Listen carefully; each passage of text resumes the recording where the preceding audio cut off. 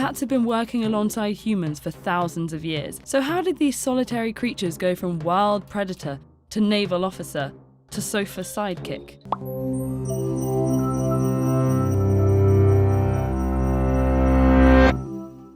On May 27, 1941, the German battleship Bismarck sank in a fierce firefight, leaving only 118 of her 2,200 crew members alive.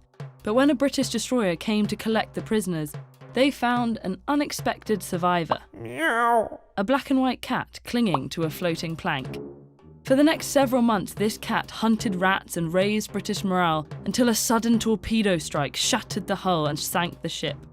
But, miraculously, not the cat. Meow. Nicknamed Unsinkable Sam, he rode to Gibraltar with the rescued crew and served as a ship cat on 3 more vessels, one of which also sank, Meow. before retiring to the Belfast home for sailors.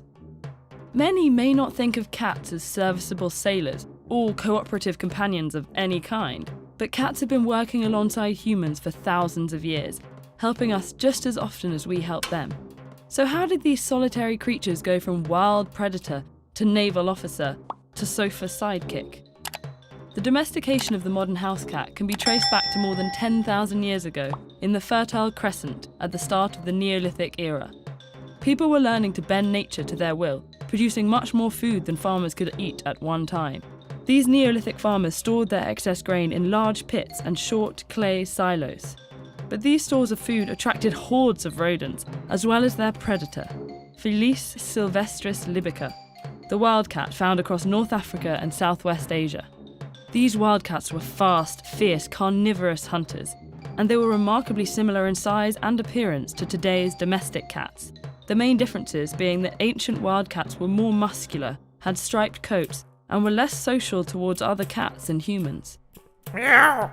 The abundance of prey in rodent-infested greeneries drew in these typically solitary animals.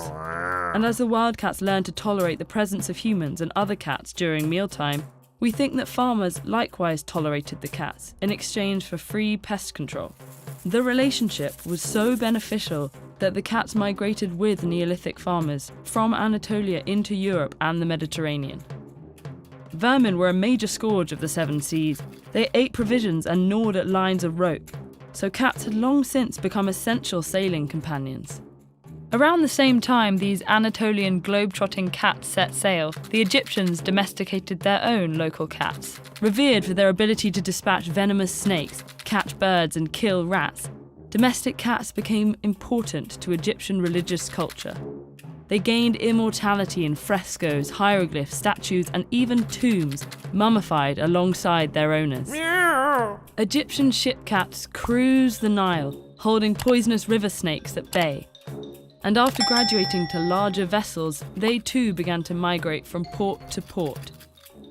During the time of the Roman Empire, ships travelling between India and Egypt carried the lineage of the Central Asian wildcat, Fs ornata.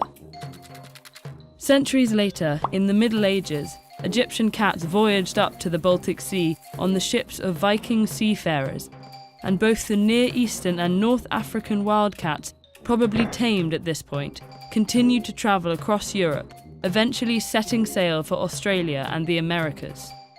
Today, most house cats have descended from either the Near Eastern or the Egyptian lineage of Fs libica.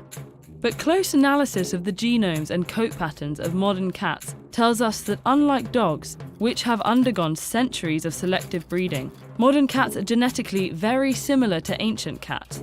And apart from making them more social and docile, we've done little to alter their natural behaviours. In other words, cats today are more or less as they've always been. Wild animals, fierce hunters, creatures that don't see us as their keepers.